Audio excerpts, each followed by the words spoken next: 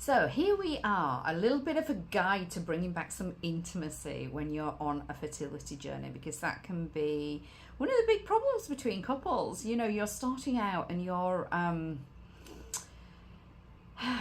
breeding, if you like, or your desire to breed is because you found the person that you want to create a joint entity with, and then by the process of trying to create this new little person, the connection that brought you together to want to do this can be put under strain. And so intimacy, just by the very nature, can turn into a bit of a chore, okay? And what we don't want is that disconnect. We don't want that disconnect between the two of you. You know, we want you to feel amazing, like you're in this journey together, which you absolutely are, but sometimes it's difficult to feel it.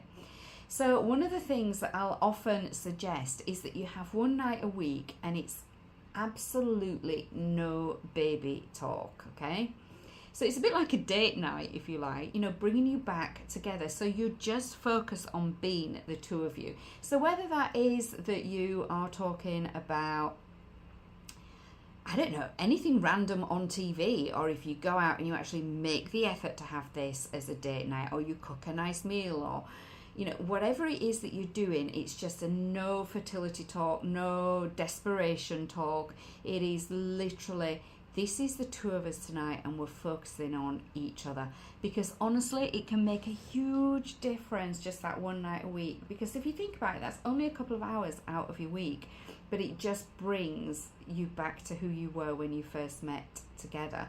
Which brings me on to my second point, which is make a connection beyond trying. Because, you know, there's nothing worse for either of you at, you know, some point than getting the call, okay, it's time, we've got to do it. Okay, and so if intimacy is only happening during ovulation, it feels transactional for both of you. And that's not why people get into relationships. There are situations where if you want transaction, honestly, you can have it, and that's not why each of you are with the other one. So it's important to think about that connection and carving out time. So whether that is for non-sexual affection or things like cuddling, holding hands, I don't know, just flirting with each other in the kitchen while you're cooking dinner, giving each other a massage, going back to that date night that we talked about with zero expectation of anything at the end of it. It is literally just the two of you carving out time for each other and having fun and laughter and that reconnection, that bringing that playfulness back into your relationship, because it was there at one point. Otherwise you wouldn't want to share the rest of your life with this individual. And so that brings me back to now the third point, which is bring some playfulness into the bedroom. So okay, there may be a certain time when we have to be doing it, but how about putting a red light on so that when he gets in, he knows it? Or sending him, I don't know, a text message without today's the day, but I don't know, like a cheeky message that he understands that's what you mean. It's like a talk just between the two of you. What we're trying to do is to rediscover the joy of you guys being together. So whether that's trying something new in terms of how this situation creates itself, or just bringing some humor to the experience, just focusing on pleasure and let the rest of it be.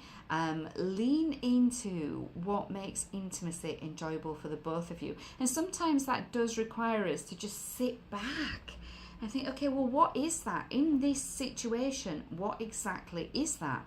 Because we're all changing as human beings anyway, regardless of what it is that we're dealing with in everyday life, if you want to call it that.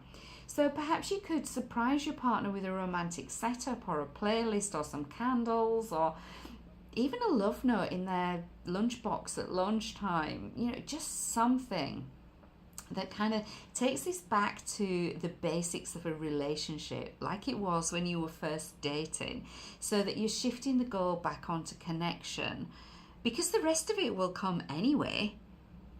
So why not focus on that? Hopefully this helps. Give me your ideas below.